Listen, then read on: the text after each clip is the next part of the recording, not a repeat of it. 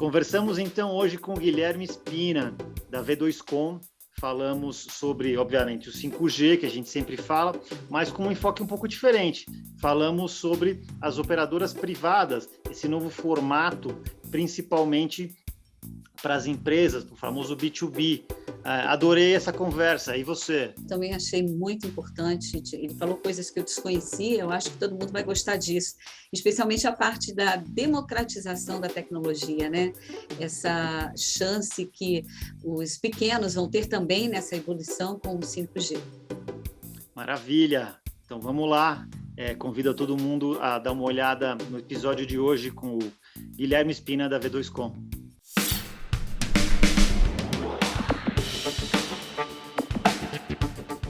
Olá, bem-vindos ao Expresso Talks, um programa que traz um bate-papo sempre interessante sobre inovação e conectividade com especialistas de TI e telecom. Meu nome é Solange Calvo e eu e Samir Vani, apresentadores do Expresso Talks, vamos conversar com o Guilherme Spina. Ele é CEO da V2Com. Bem-vindo, Guilherme. Oi, Solange, muito obrigado pelo convite.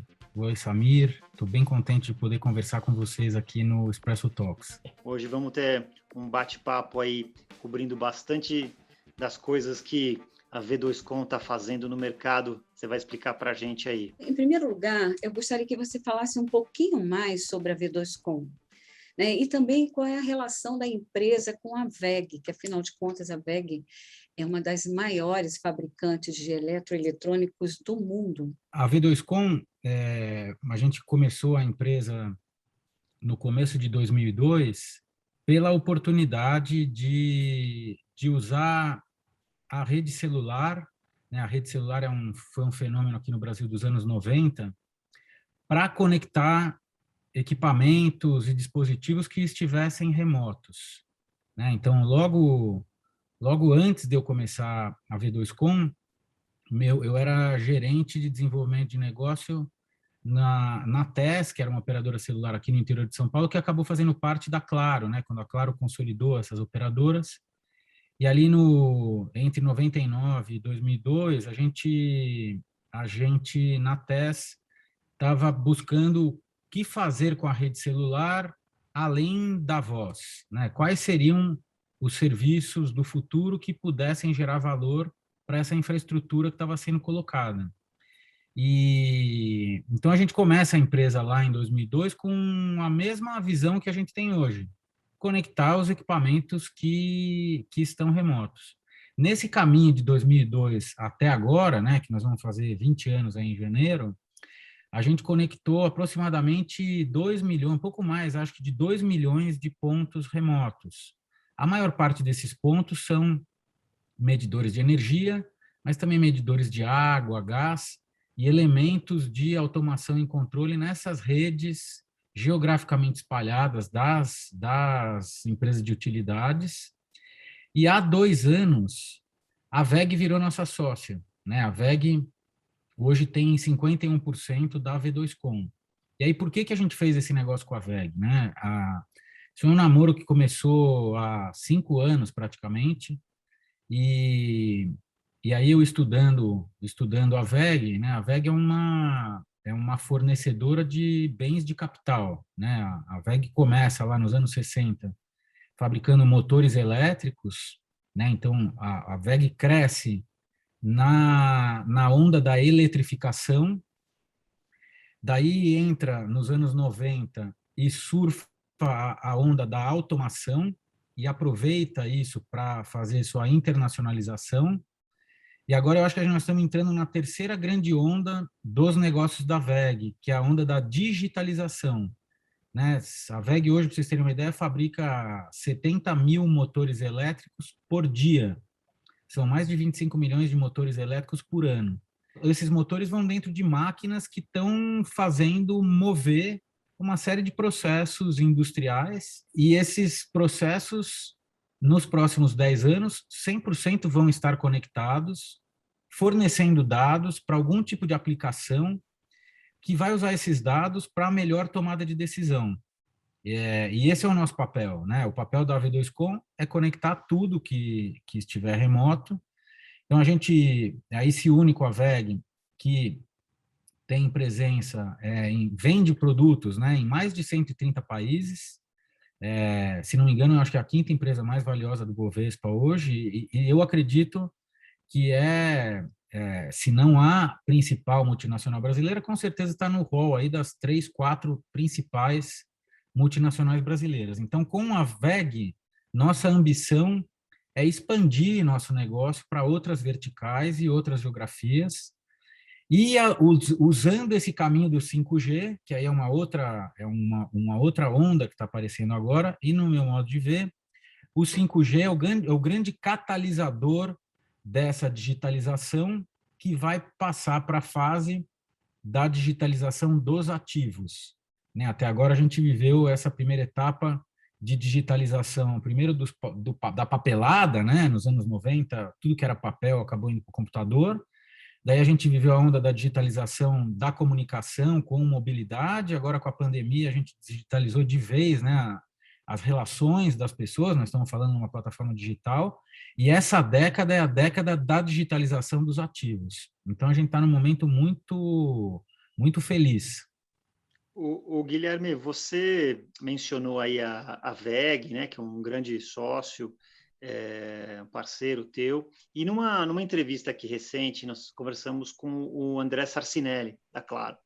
E durante essa entrevista, para quem não viu, tente dar uma olhada aí, ele fala muito da V2Com como um grande braço direito aí da Claro, um grande parceiro para toda essa oferta de serviços, principalmente no caso da Claro, B2B, e obviamente ele também fala dessa oportunidade gigantesca do 5G. Conta para a gente como que está essa parceria com a Claro. Muito, muito boa pergunta. Obrigado, Samir. A parceria com a Claro,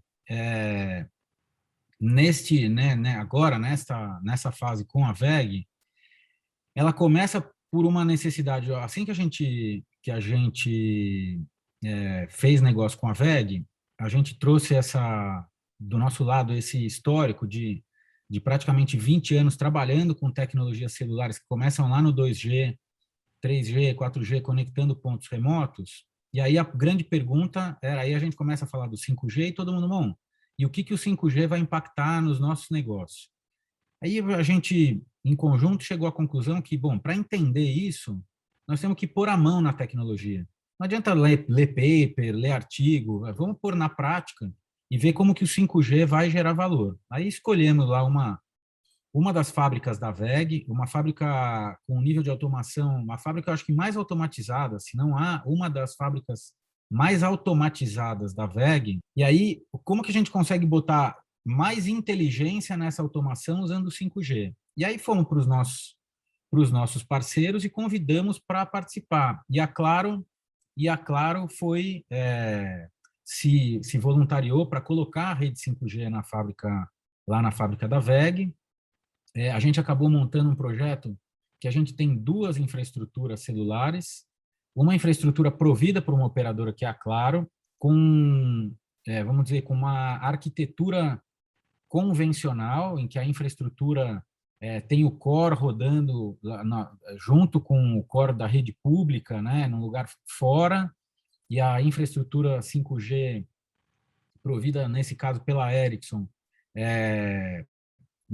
na topologia convencional, e, ao mesmo tempo, a gente colocou uma rede 5G virtualizada, em que toda a infra roda em cima de um servidor convencional x86, a rede está local lá na WEG, a infraestrutura é provida pela Nokia, e aí a gente tem que configurar e operar para entender, no final das contas, para que tipo de cliente no futuro vai ter sua rede 5G privada e que tipo de cliente vai ser vantagem ter uma rede dedicada, mas operada e fornecida por um especialista que é a operadora.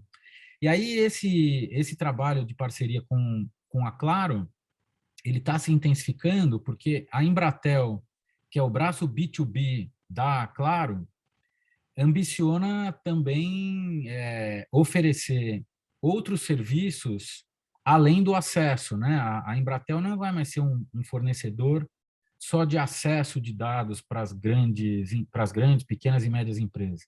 A Embratel tem serviços de cloud, a Embratel tem consultoria, a Embratel tem mão de obra de TI, e o pacote de oferta vai ser mais complexo. A gente entra como um parceiro, porque nós temos a capacidade de digitalizar esses ativos existentes, né? Como que você retrofita as máquinas, qual é o tipo de sensor que você tem que colocar, no final, que tipo de sistema, a integração disso tudo. Então, a gente está trabalhando com eles para ter uma oferta completa de digitalização para as empresas que têm ativos reais, né?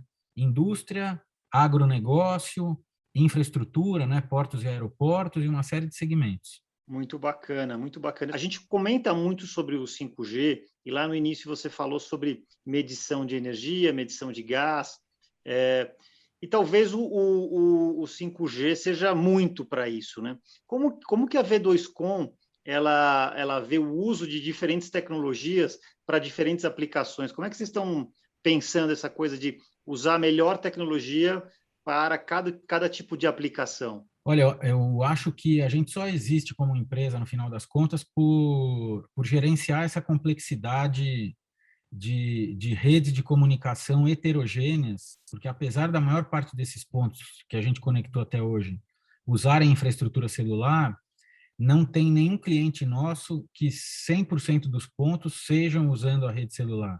Que você começa, você acaba pegando 90% dos pontos que tem conectividade celular, mas aí uma parte chega a fibra da operadora, da distribuidora, outra parte é por satélite. Na nossa história, no final, a gente acabou criando sistemas e arquiteturas para abarcar essa heterogeneidade.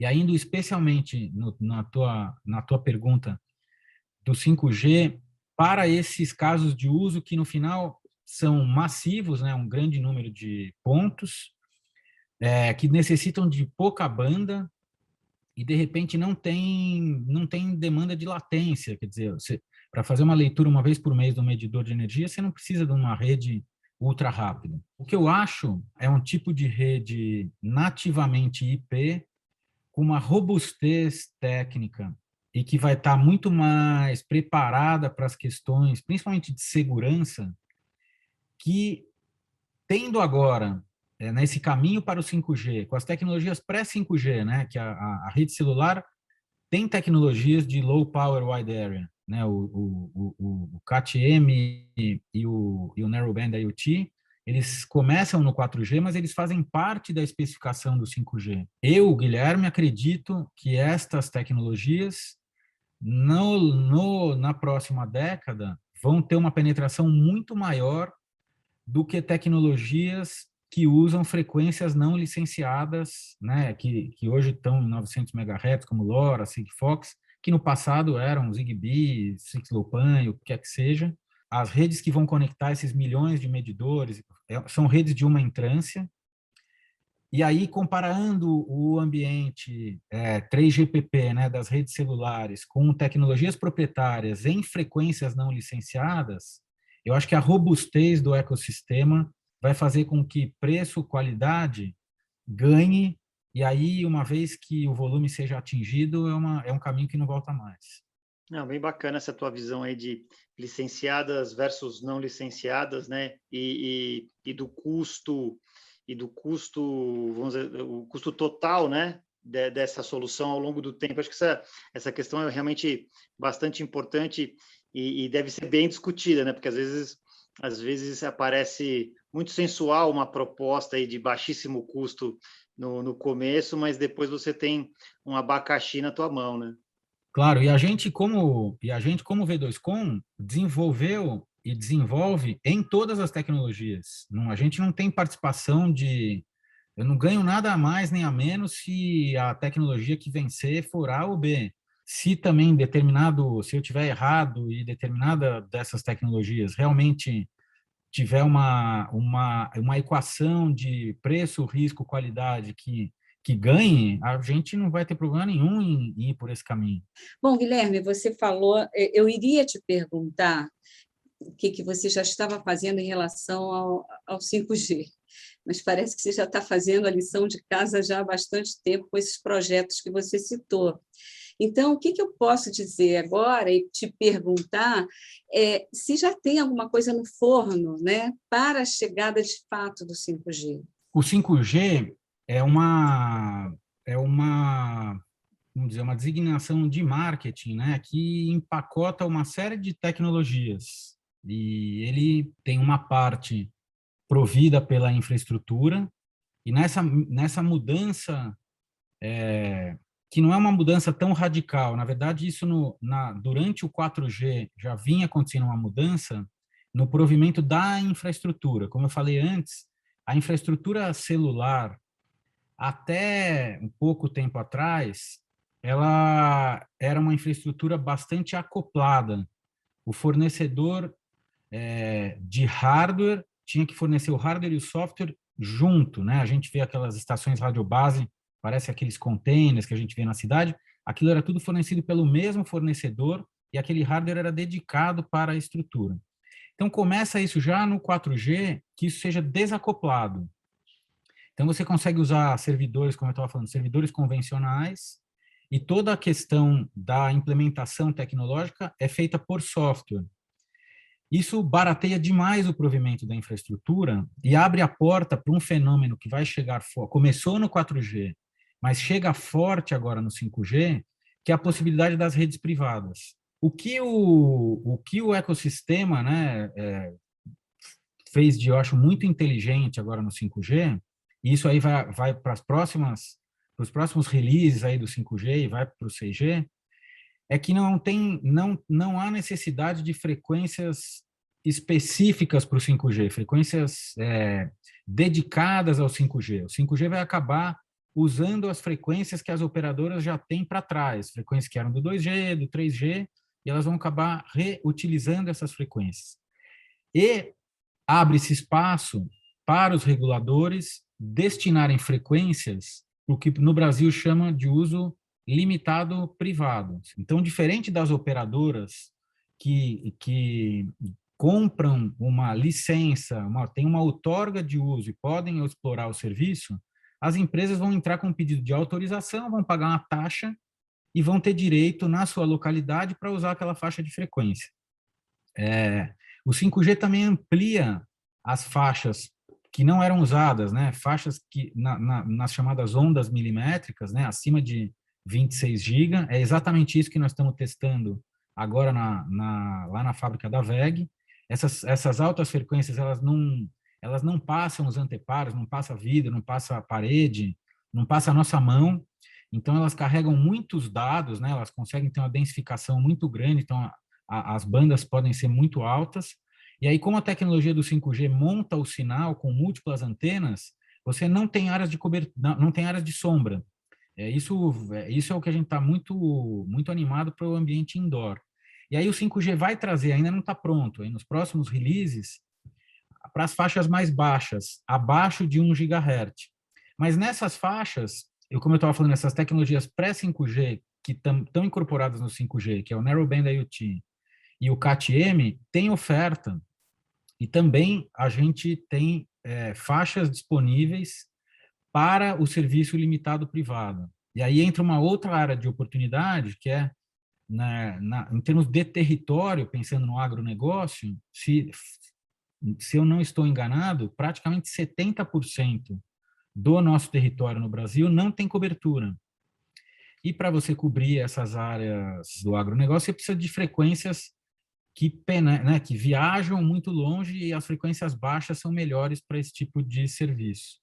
De uma forma geral, só para a gente ficar sabendo, né, você que está tão mergulhado aí no 5G e acompanhando, você achou o que esse leilão? Não, achei o leilão ótimo, porque eu acho que todos os atores fizeram super bem a lição de casa. Acho que a Anatel conduziu um processo bastante discutido, aberto, né? A gente teve como olhar as experiências dos países que saíram na frente.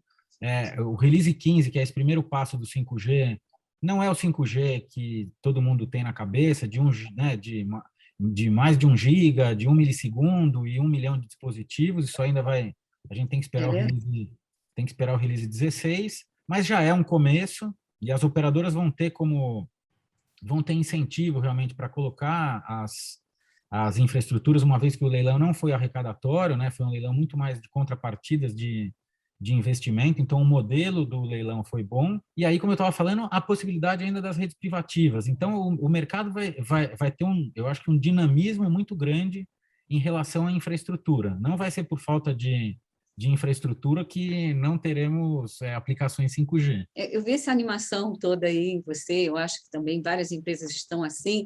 Isso vem minimizar um pouco aquela paura de que a gente está atrasado e que a gente não vai chegar lá.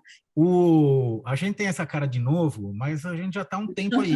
Nos anos 90, não sei se vocês tiveram essa oportunidade. Você viajava para os Estados Unidos e você descia numa cidade, o celular não funcionava. Na outra cidade, o celular não funcionava. Na outra cidade, o celular não funcionava. A gente começou muito atrasado, e aí com as banda B, que na época eram, né, as operadoras digitais, pô, a gente tinha cobertura em todo lugar, o celular funcionava no Brasil inteiro. Eu acho que para um país como o nosso, não estar na primeira frente de onda, né, e pagar o preço dessa curva de inovação, eu acho que é bom. Eu acho que a gente tem tempo de olhar e aprender com a experiência dos outros. Então, acho que a gente está no timing super certo. Eu acho que a nivelação vai acontecer pela nuvem, né? Essa democratização da tecnologia mora na nuvem, a gente não tem a menor dúvida. Os serviços de TI de altíssimo valor agregado vão poder ser comprados fracionadamente, né? É a história meio do Uber, né? Você não precisa ter um carro, você paga lá para fazer a viagem, né?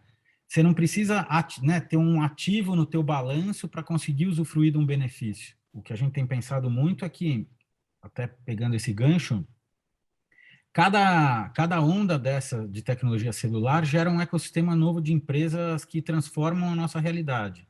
Então, só voltando no 4G, né? O 4G, a possibilidade de ter um pouquinho mais de banda e, ao mesmo tempo, o GPS fez surgir Uber, aqui no Brasil, iFood, as empresas de entrega, né? Então, o Waze, ninguém entra no carro mais sem...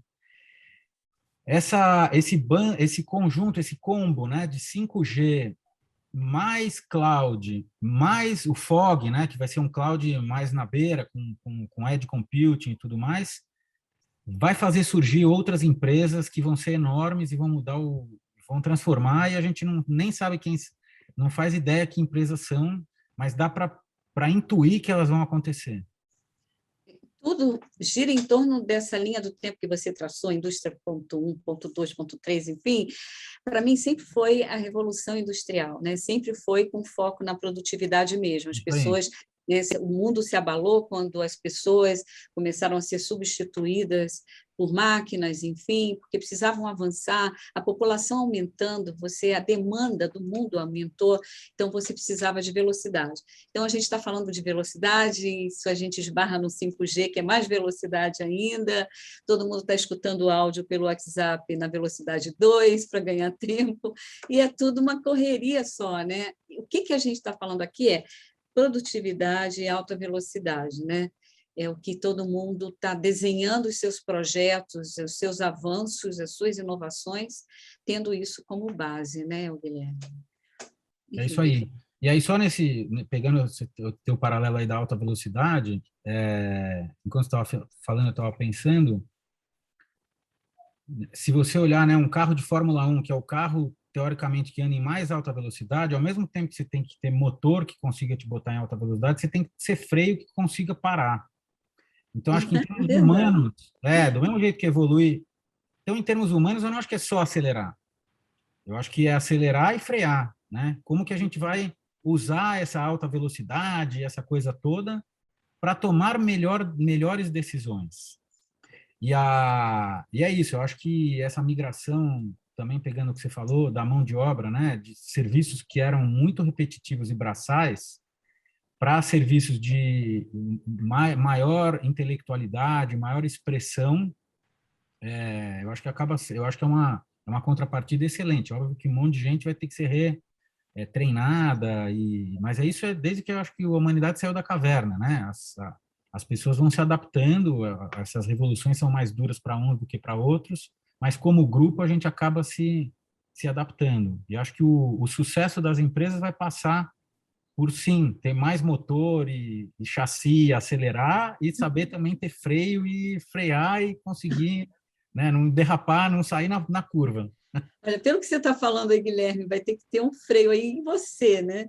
Porque você está atuando em tudo quanto é frente, aproveitando, eu acho até que a WEG ela já está nessa indústria 4.0, né? Usando muita tecnologia, sensores, e faz de tudo. E você citou que você é engenheiro, e a WEG ela valoriza extremamente o trabalho dos engenheiros, né? Trabalha para isso, para facilitar o trabalho dele, para quê?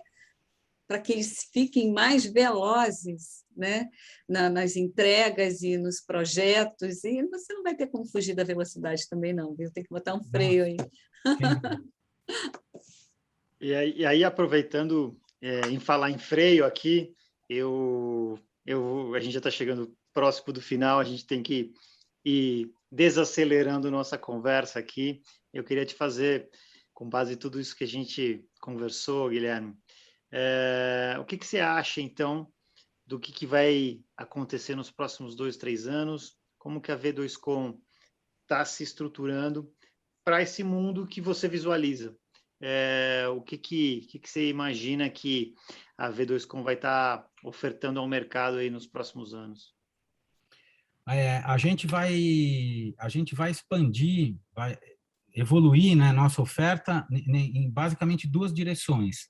Uma é esse do massivo, né, do IoT massivo, que vai, né, se a gente for ver, hoje o Brasil tem pouco mais de entre 85 e 90 milhões de medidores de energia. Desses, tem 5 milhões de medidores que estão conectados, quer dizer, então imagina que 85 milhões de tomadas de leitura são feitas todo mês, e a gente com uma pressão de reservatório, né, de um ciclo de chuva que não foi favorável, pressão. Então, aqui na minha casa, eu não sei quanto eu estou consumindo de energia com 40 dias de atraso, né? Depois de 40 dias, você recebe uma conta e fala, putz, será que eu podia ter desligado um negócio ou ter consumido diferente? Então, onde que nós vamos focar? Eu acho que tem uma categoria hoje, né, que são os leituristas, que é o ascensorista do agora. Não faz sentido. Quer dizer, 100% desses serviços providos pelas empresas de utilidades públicas tem que estar conectados. A tecnologia está aí e agora o preço está aí. Vale a pena isso estar conectado. Então, essa parte do massivo é um negócio que a gente está muito forte, é praticamente onde a gente nasceu. E aí, por conta da associação com a WEG e da indústria, tem esse 5G trazendo alta performance, né? Então, a digitalização da alta performance nesse ambiente industrial que a gente está botando o pé para digitalizar esses ativos aí nesse ambiente 5G. Então, essas são as 2 linhas que a gente está trabalhando. Felizmente, a gente está chegando ao final aqui, então, Spina. Queria agradecer imensamente a tua participação aqui com a gente. Esse nosso bate-papo foi espetacular. Gostei muito de poder aprender contigo aqui um pouco mais de 4.0, do que está acontecendo no mundo e quais são as possibilidades. Muito obrigado e esperamos que em breve nos vejamos novamente. Eu que agradeço.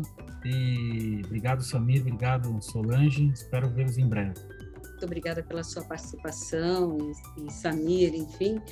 E se você nos acompanhou até então, aguarde o próximo Expresso Talks.